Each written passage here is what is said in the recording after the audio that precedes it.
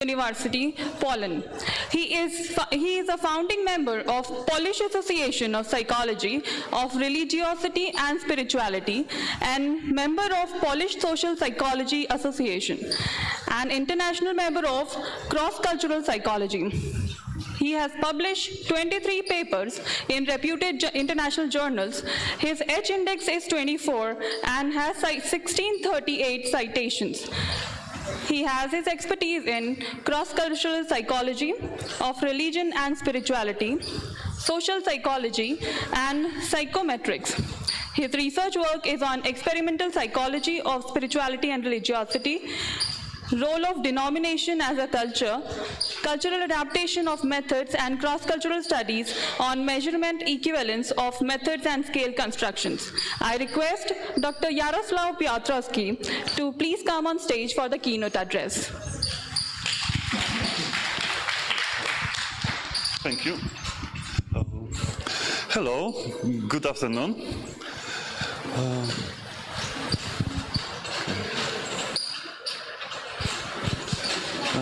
Okay.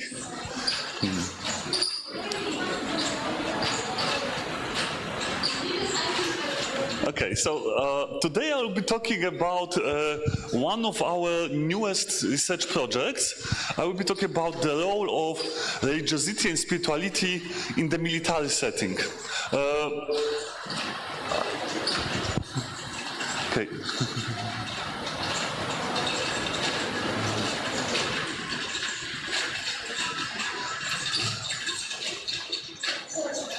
Okay.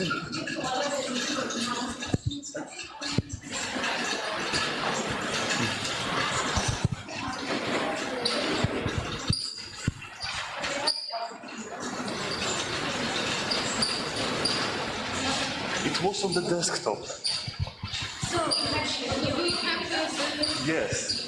Which one? I sent it.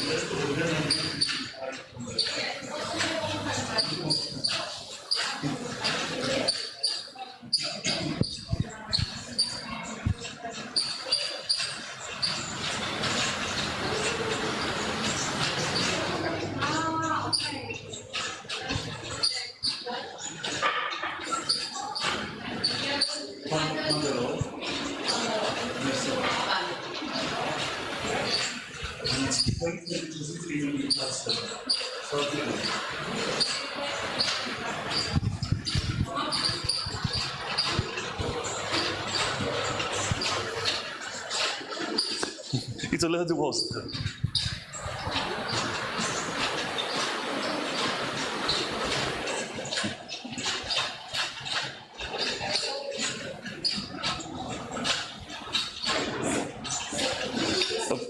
Yeah.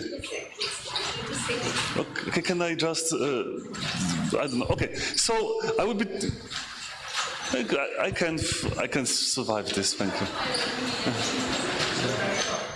It's okay. Okay, so I will be talking in details about the role of spirituality, religiosity, and burnout among members of territorial defense forces. Next slide. So I will start with some definitions, because in the field of religiosity and spirituality psychology, one of the main problems is with definitions. So religiosity can be most easily be understood as a personal component of religion, but it brings another problem. If religiosity is a personal component of religion, then what is religion?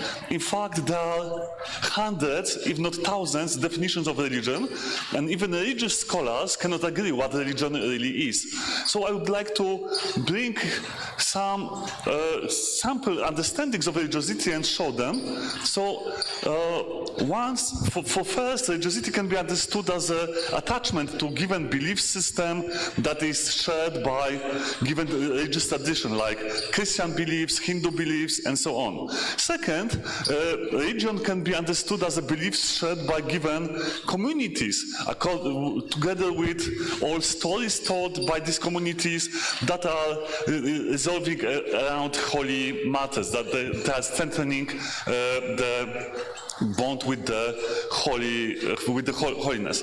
And also religion can be understood as a specific system of beliefs and practices that define relationship between the sacred and the rest of the existence, with the individual, society, group, and so on. So as you can see, those are in fact different understanding, and there are more of them. So for example, in psychology, one of the definitions that exists, one proposed by Bateson, is that religion is everything that a person does to get rid of the fear of death. Of course, this definition may be ridiculed upon because, for example, if someone is afraid of death and drinks a lot of alcohol, then we could say, according to this definition, that the alcohol is his religion. Yeah? So this definition is also not perfect, but it's used quite often.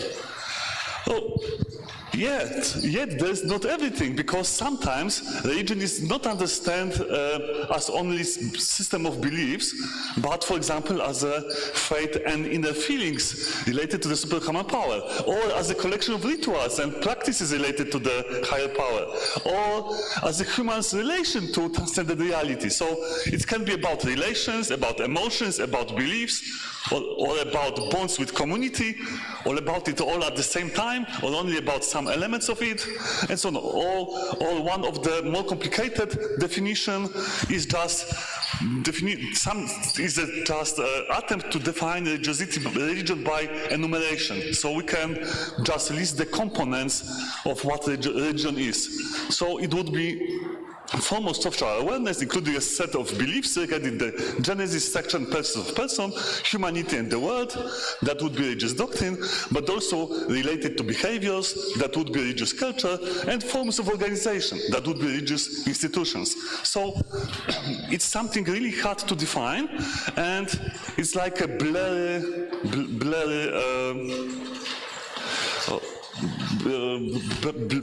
we have only blurred definitions. Everyone feels what religion is, but it's hard to be precise.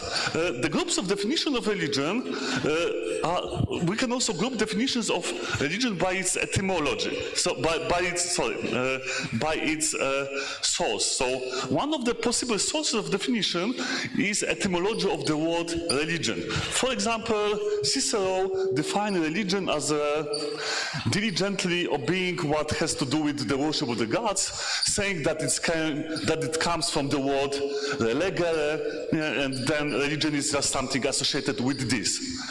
Another definitions, popular in sociology, for example, are defining the structure of religion and defining the religion by its components. For example, Soderblom said that religion is the relationship between man and the external force expressed in prayer, trust, fear, sacrifice, and ethical behavior. So it's one of the enumeration definitions. We can also look at the sources of religion. So those are genetic definitions. And one of them was provided by Engels, and he defined religion as a fantastic reflection in human heads of those external forces that govern the everyday existence of people, a reflection in which daily earthly forces take the form of heavenly forces. So here the definition is focused on the source of religion. And finally, in psychology, I believe the most popular definitions are those that are functional definitions. For example, Bateson, later in his career, proposed another definition of religion that I showed you before.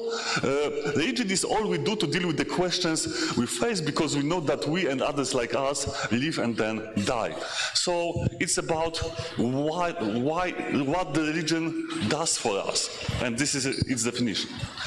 Okay, so I think I showed that defining religion is a complex problem. So the same is with defining religiosity. And maybe it would be better to look what the components of religion are. First is doctrine. I would be not talking about doctrine today.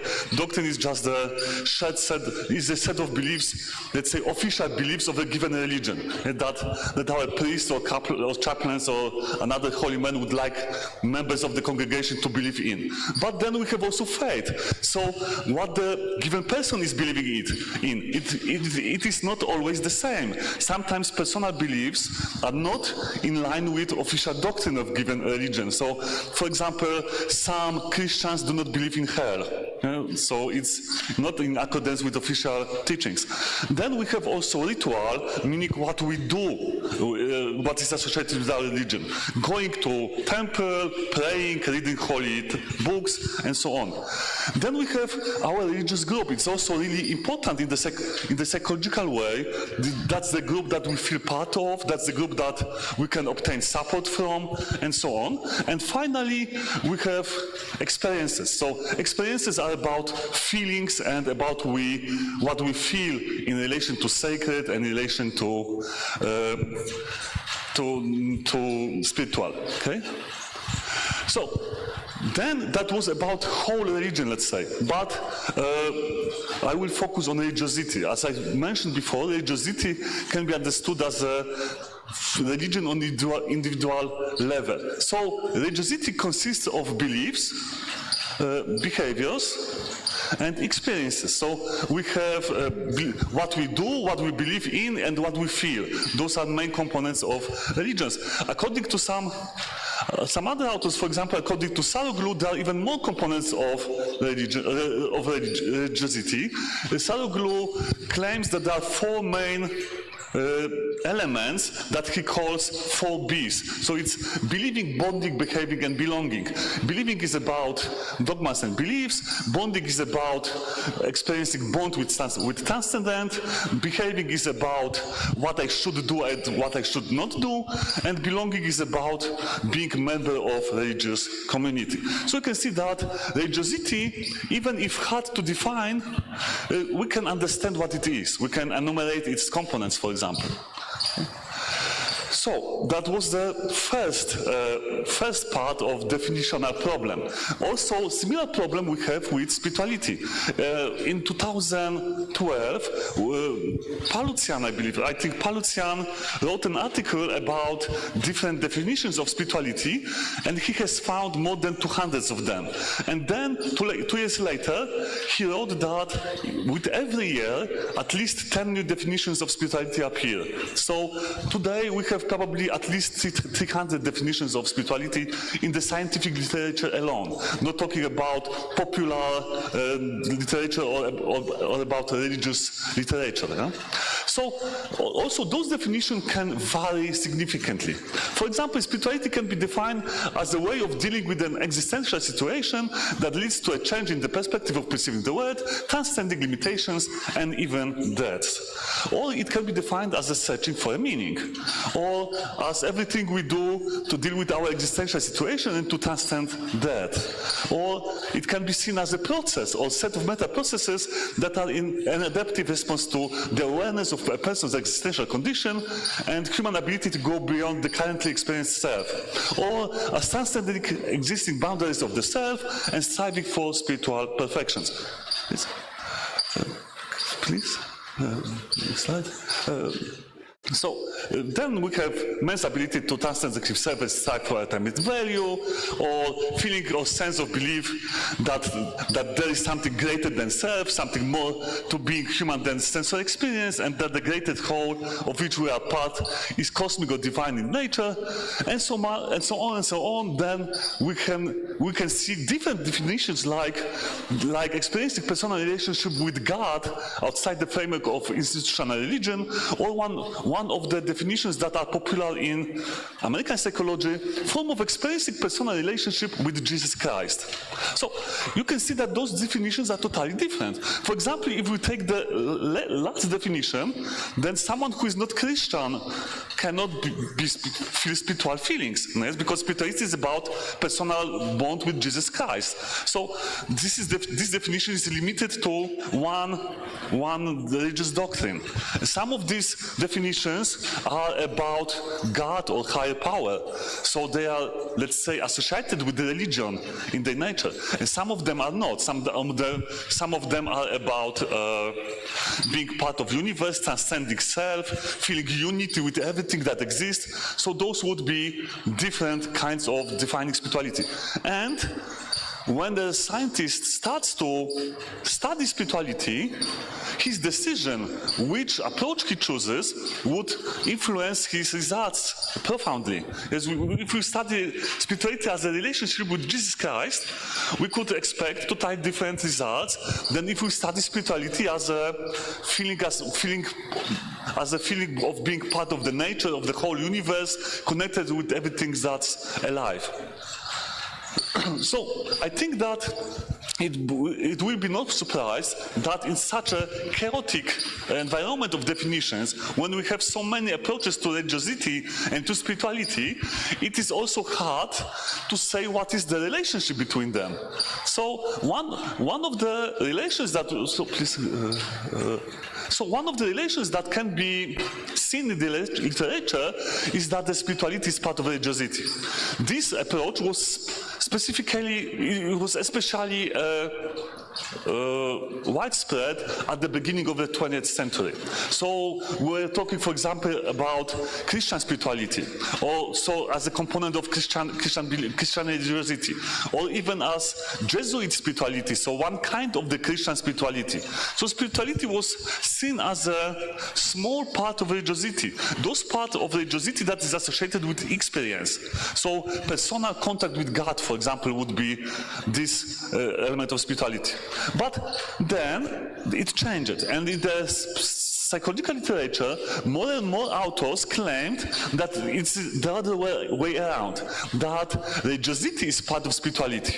For example, spirituality is everything that we do that has something to do with transcendent reality, and religiosity is the element of spirituality that is done in the institutional setting. So if it's done in the official religion, then it's religiosity, and outside of official religion, that would be non-religious spirituality, but it all would be spirituality.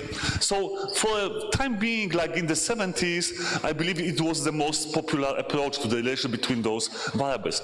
But then, yet other authors, especially in the 90s and later, claimed that religiosity and spirituality are the phenomena from the same level, neither is part of the other, and they have some overlapping parts.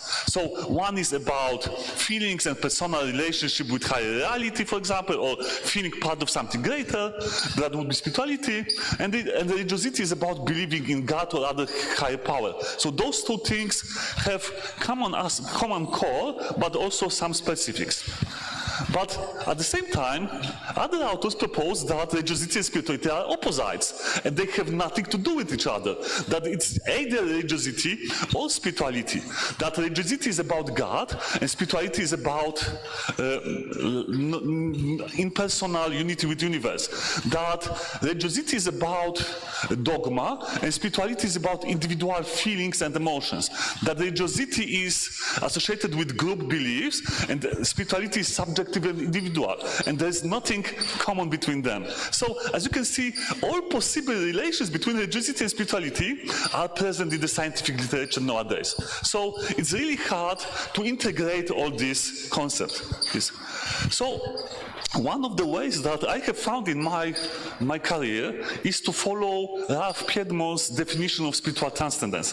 He defines spiritual transcendence as the capacity of individuals to stand outside of the immediate sense of time and place, to view life from a larger, more objective perspective.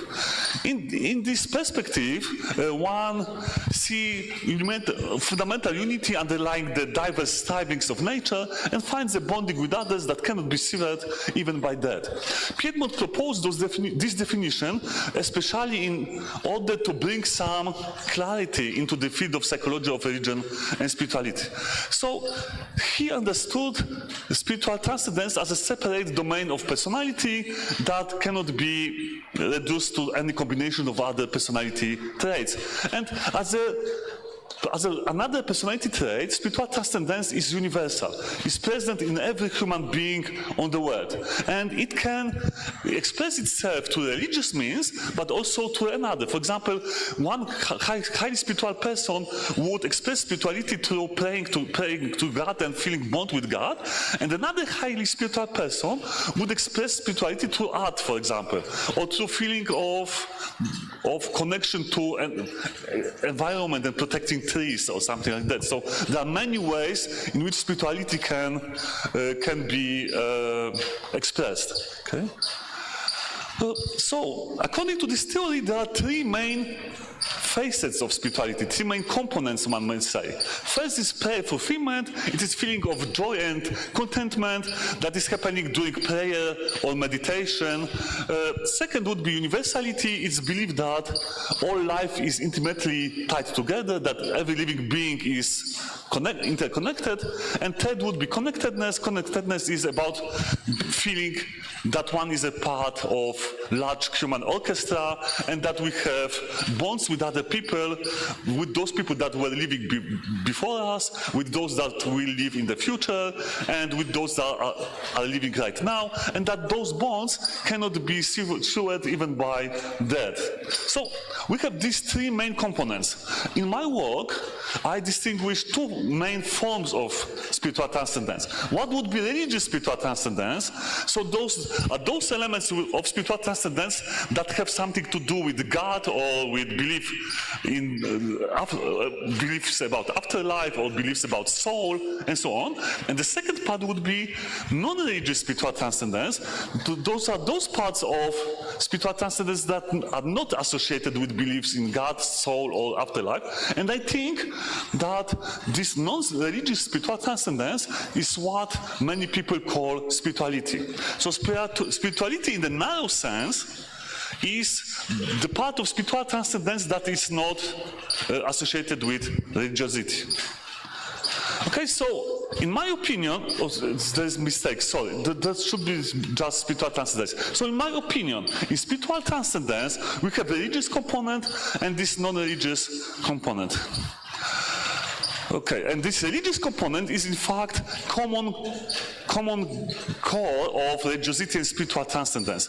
So let's say pure spirituality would be here. Pure spirituality not having the same elements as religiosity. Okay, so that would be the main definitions that I wanted to share with you, because I think that clearly defining what I understand as a spirituality and religiosity and what's the relation between them is most important before talking about the relation with other variables, because there's so many definitions in the field.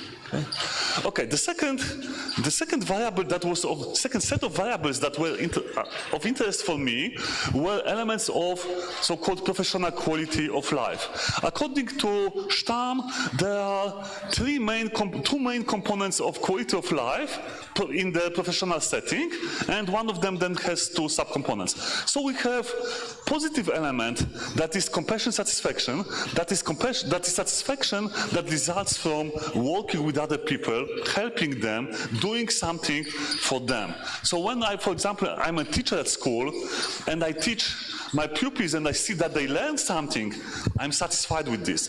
Or if I'm a psychologist and I help someone to overcome trauma, I feel compassion satisfaction. But at the same time, professionals helping other people, because it's about professionals helping other people, can also feel something called compassion fatigue.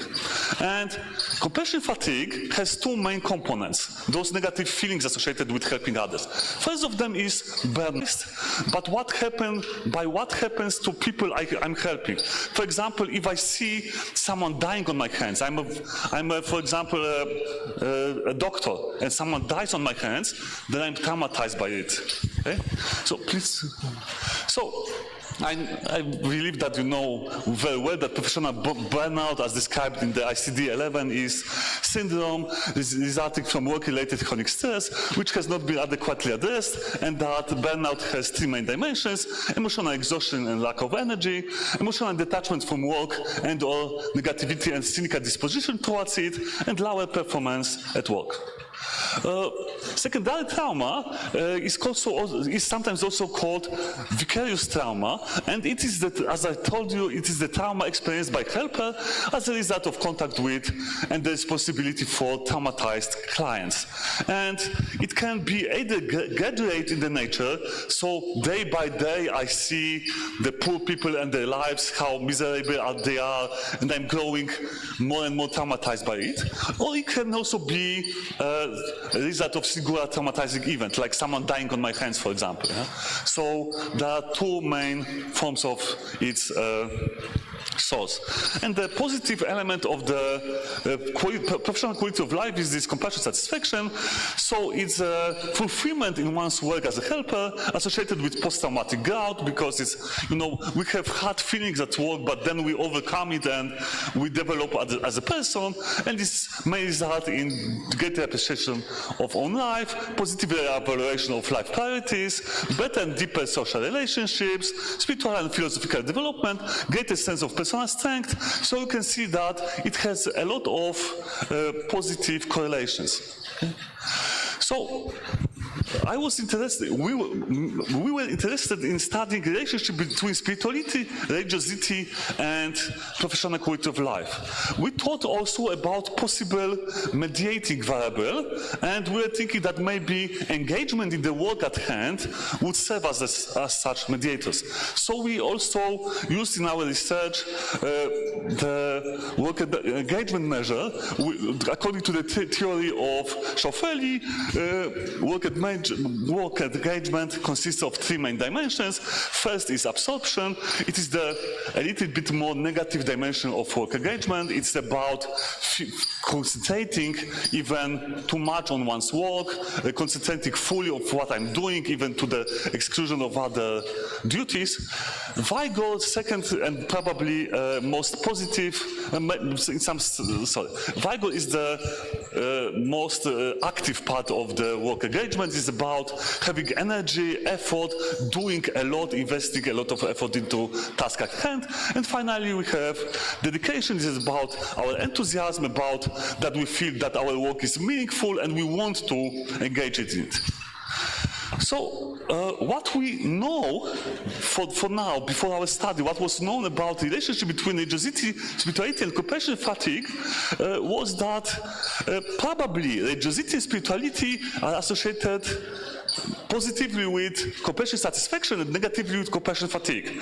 But as I told you soon, it was not all so obvious. So we know, for example, that higher spiritual beliefs and higher religious beliefs are associated with lower levels of burnout among health professionals. We know also that there is a negative relationship between spirituality and burnout among healthcare professionals. We know that workplace spirituality is associated with lower burnout. We also know that spirituality and religiosity are protective factors against compassion fatigue among trauma therapists and other healthcare professionals. So there are more and more results like that, but most of them, as you can probably see, is about health professionals, nurses, paramedics, therapists, and also the last result is about clergy. So most of the studies in this field were conducted on healthcare spirituals, in fact. So we have several problems that we wanted to address with our study. First is that while we know something about religiosity, and there were a considerable number of studies on religiosity and burnout, for example, in the United States, then there is considerably lower number of studies on spirituality. Second, very few studies, in fact I show you all, I believe, all that I could find, very few studies measure religiosity and spirituality separately at the same time. So it is hard to disentangle their effects, because if we measure religiosity by 5 items, one of which is I'm a spiritual person, and this is measure of religiosity, then it's hard to say what would be the effect of spirituality and religiosity if we separate them. Third problem is that, as I show you, majority of the studies are conducted in the healthcare setting. And there were few studies, I found 2 of them, that were conducted in the military setting, but one of them was conducted on military healthcare professionals, and the second was conducted on military chaplains. So we are still limited to healthcare professionals and to the clergy. And the last problem, could you go back? Could you go back for a moment? The last problem is that in almost each of these studies, different measure of spirituality was used. Sometimes it was a good measure, but not often. Sometimes it was one item measure. I am a spiritual person. But you know, everyone can understand something else by being spiritual person. So we are asking about individual definition of spirituality at the same time. Different people can have the same high level of, for example, connectedness to the world, but interpret it as spirituality or not. So answering question, I'm a spiritual person, means not much in the field. And also, some measures are confounding spirituality with well-being. So, for example, there's a scale of workplace spirituality, and one of the items in this scale is my spirituality gives me a lot of meaning of life, or something like that. But this question measures spirituality and meaning of life at the same time. And meaning of life is component of well-being. So some of the questions used in popular questionnaires measure spirituality and well-being at the same time. So when we see that spirituality is associated negatively with burnout, maybe we are just seeing that well-being is associated negatively with burnout, and that should be obvious. Yes, so this correlation, positive correlation between spirituality and negative correlation between spirituality and burnout that was found in previous studies often may be the result of the scales used, that those scales just confound those variables. Okay, so this is why we wanted to conduct our study, that in our opinion is without those problems, that we wanted to not get into them. And our study was conducted on a special group of people, also called Territorial Defense Forces. Territorial Defense Forces is a new branch of Polish military forces. It was created less than 10 years ago, and it's in theory is the fifth branch. We have the land army, we have navy, we have air forces, we have the fourth one, I forgot what it was, sorry, and then we have this territorial defense forces. So we have five main branches of military. And territorial defense forces, please return. Territorial defense forces is special mostly because its soldiers are not full-time soldiers. Those are people that are performing active military service on a rotational basis. So they spend few days in the military unit, and those are days free from the regular work, and then they go back to the regular work. So, for example, like every month they spend 6 days in the military unit, for example, or every week they spend 2 days in the military unit, things like that. It is at least it is at least once a month, so you can imagine that some people are only spending a few days every month in the military service. So it is special, so it's not full-time, it's not about full-time soldiers. And the mission of these territorial defense forces during times of peace is helping in different matters. So they help to counteract the effects of natural disasters, they help during the pandemic times, they help during some kind of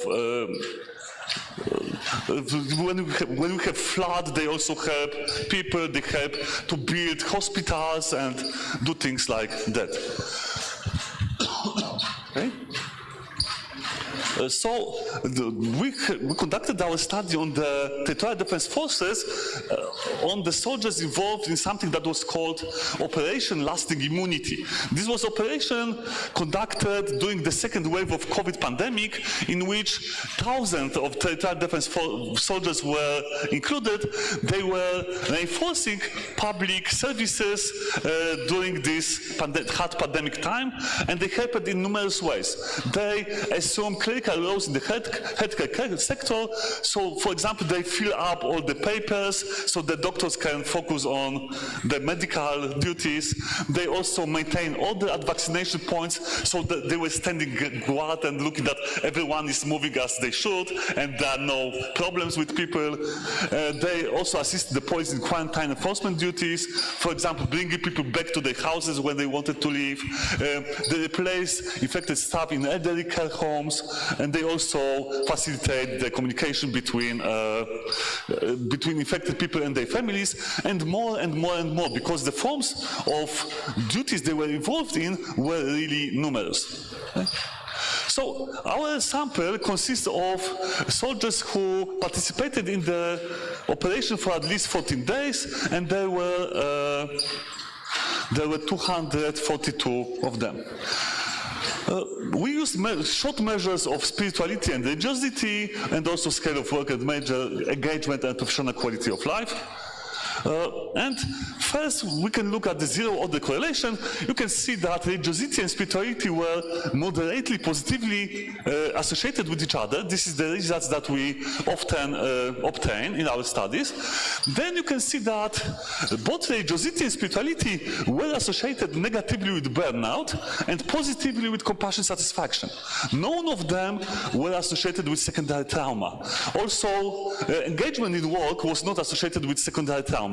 It is probably because level of secondary trauma in this study was low. We have the effect of the bottom. Surface effect. We have the surface effect because this particular duty was not really traumatic. They were not helping dying people or something like that. They were just maintaining order and filling papers. Yes? So you can imagine that there was not many secondary trauma. And we have also found that engagement was associated strongly positively with compassion satisfaction and strongly and moderately negatively with burnout. But as we wanted to look at the data in more advanced ways, so we conducted structural equation modeling with the religiosity and spirituality as predictors, with the components of professional quality of life as dependent variables, and with engagement as a mediator. At first, we wanted to use 3 elements of engagement as separate variables. So we have this absorption, vigor, and the third one that I forgot about. So we have 3 elements of work engagement, but they were correlating with each other on 0.9. So there was no sense in putting them as separate variables. So we have just one variable of being engaged in the task at hand. As you can see, both religiosity and spirituality predicted positively higher level of engagement. And higher level of engagement predicted positively compassion satisfaction and negatively burnout. There were not,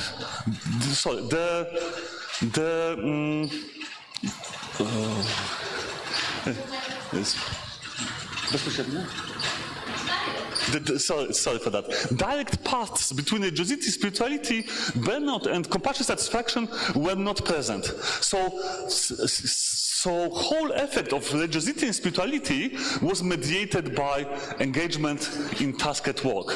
And you can also note that none of these variables was associated with secondary trauma, but secondary trauma, as it should, was associated positively with burnout. They are components of the same compassion fatigue.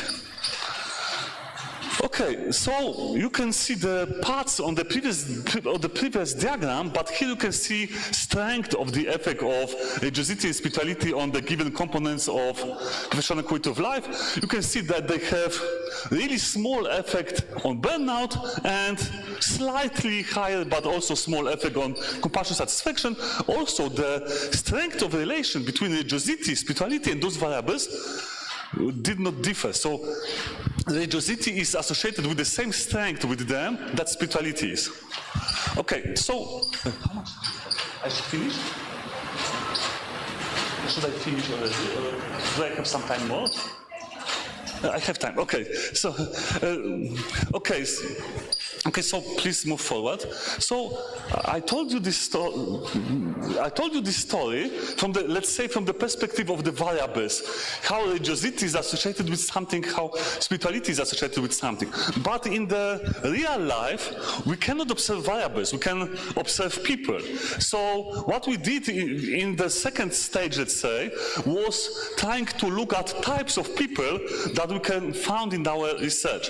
And we conducted two-step cluster analysis with religiosity and spirituality, and we have found that basically we have three types of soldiers in our study. First of them had higher levels of both religiosity and spirituality, so we called them, of course, religious and spiritual. Second group had high levels of religiosity but low levels of spirituality, so we called them religious but not spiritual.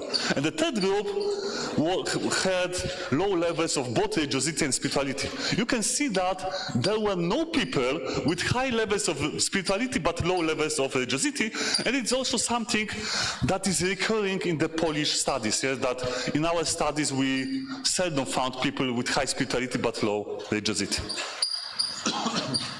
Okay, so then when we compare our three groups of people in terms of compassion, satisfaction, burnout, we can see some small but statistically significant differences.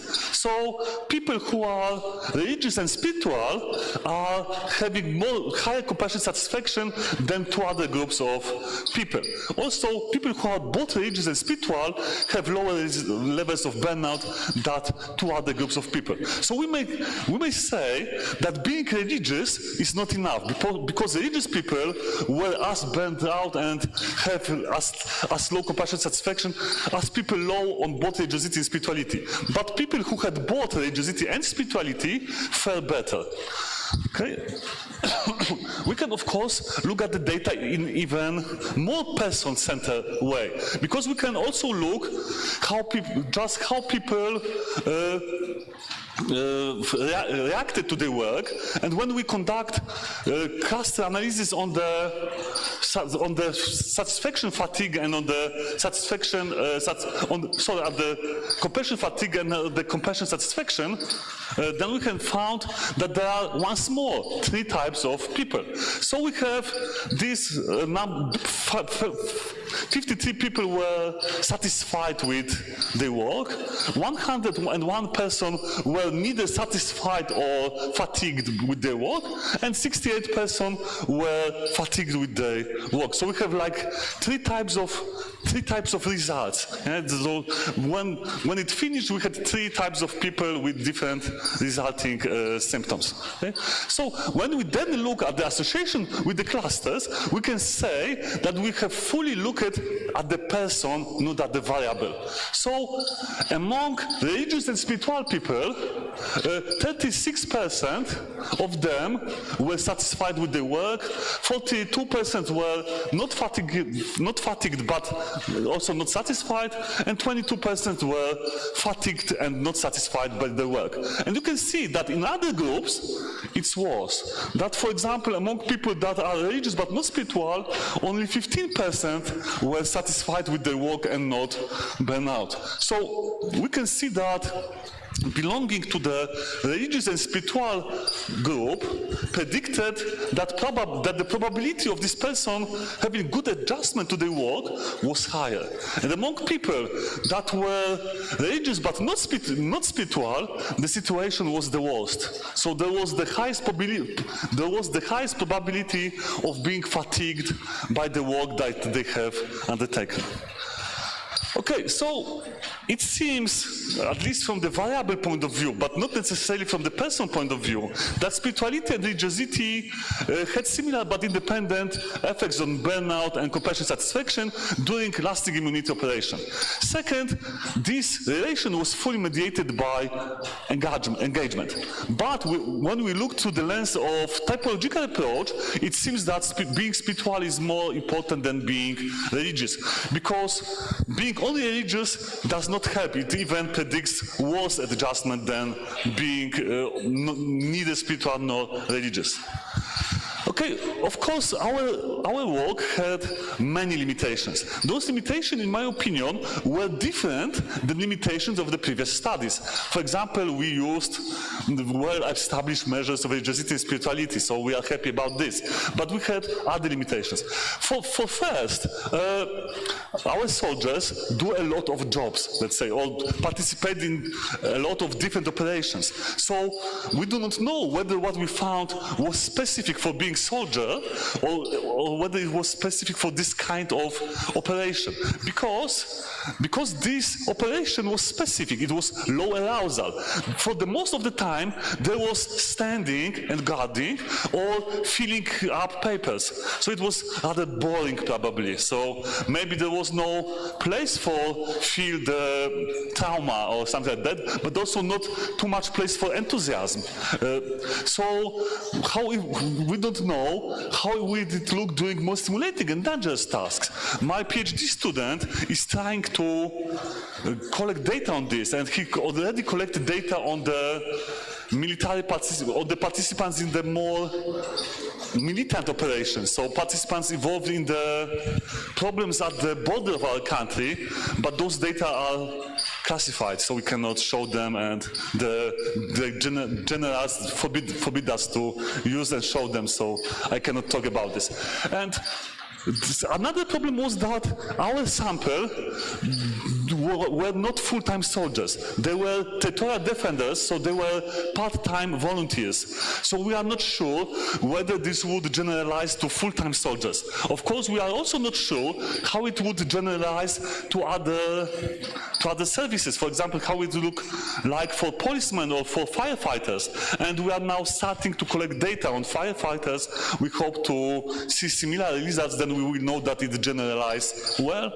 And last but not least, of course, the results were collected only in Polish sample. So we have no idea how it would, we are not sure whether it would look the same in the military of other countries or not. We suppose that it should look similar, but cannot be sure about it. No final slide? Okay. Okay. Okay, thank you very much for your attention. Thank you, sir. Thank you for your enlightening keynote. Now we are open for the question and answer session. So if anybody would like to ask a question.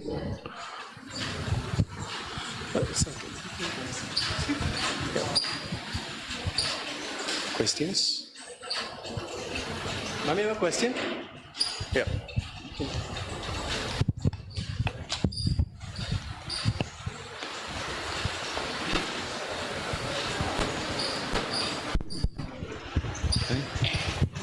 Good afternoon, sir. No? As per your pie chart, religious is more. Why it is religious more in Poland? Sorry? As per your pie chart, you have shown Yeah? religious is more high percentage compared to other two. Getting Maybe we try without mic because I cannot understand. in that pie chart, Yeah? you have shown religious is more, have more percentage, right? Okay, sorry. So could you show this part?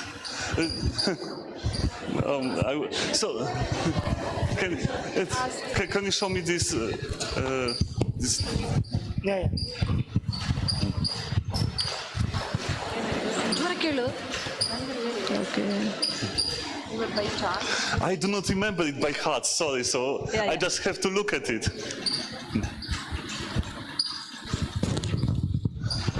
Please move to the first pie. Yes. So, far earlier. Pie chart hockey. Much earlier. Can we move much earlier? Single one. Orange. Yeah, that's one. Yeah, this one. Yeah. Magda, could you do this? Maybe? No, that's...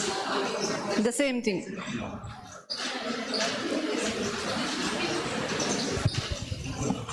I'm sorry.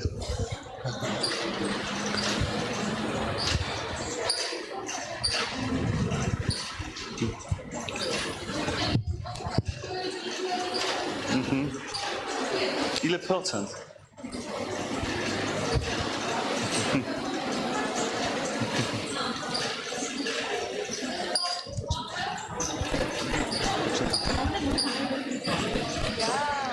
I believe that we have more than half of people that were, no, this is not, to nie temat.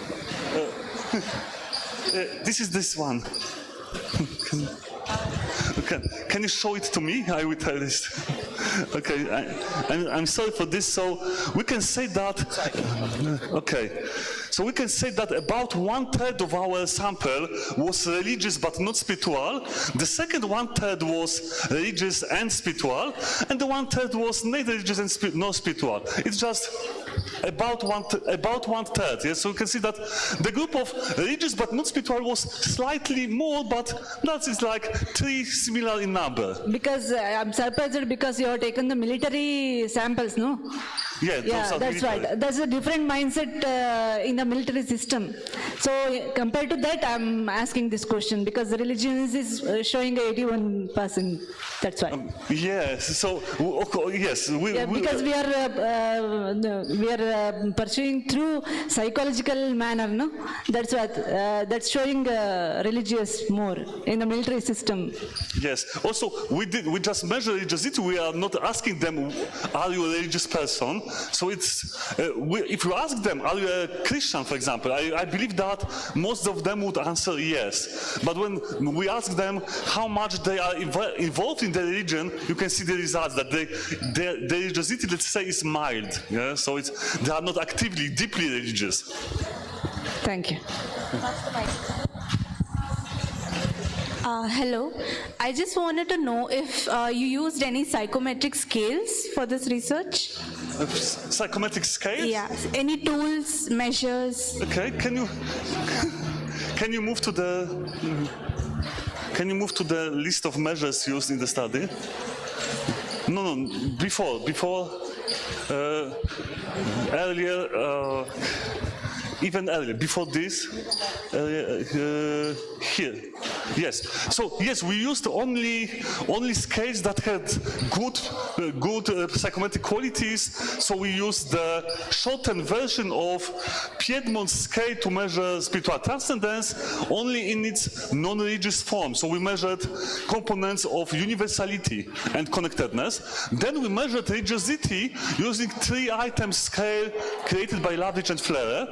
We measured work engagement with the Utrecht work engagement scale. This scale consists of 17 items and it works well in general. In Poland it was adapted and it's used in organizational setting, but in fact we are not fully sure whether it matches the specific of military service well, because it's typically used in general work. And then we have this professional quality of life scale. It consists of 30 items measuring those 3 components of professional quality of life. Anybody else? In the study, in the pie chart, you showed 3 groups. Yeah. My question is, why do you think there's nobody who is spiritual but not religious? Okay, so we started with the statistical procedure of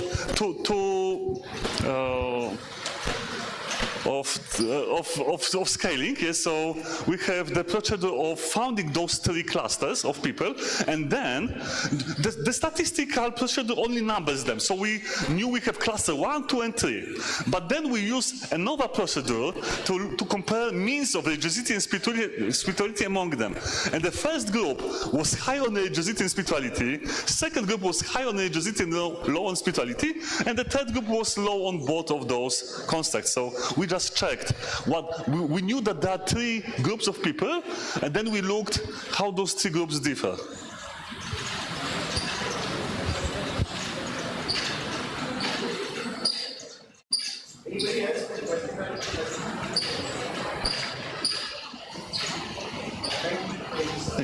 Thank you very much.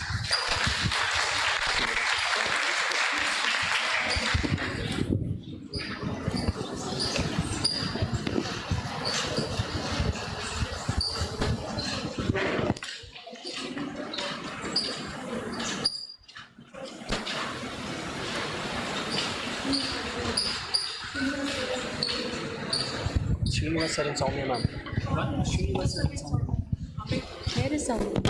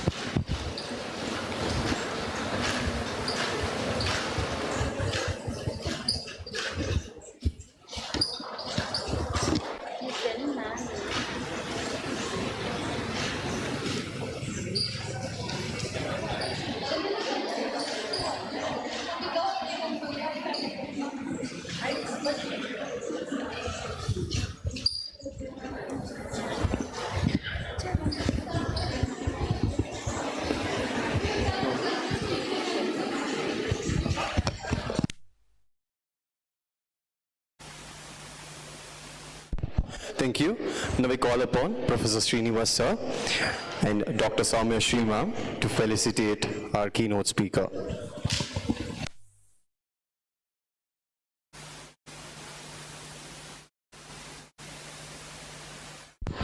I call upon Dr. Rohini Shivanandan also to join us.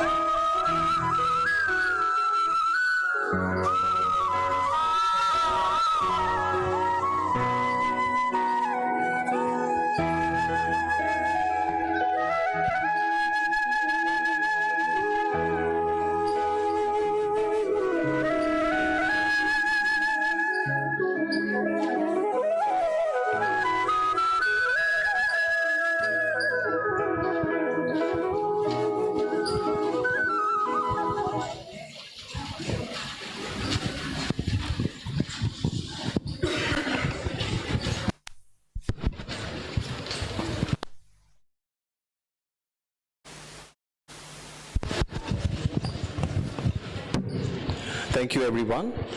We will be starting our valedictory session after a few seconds.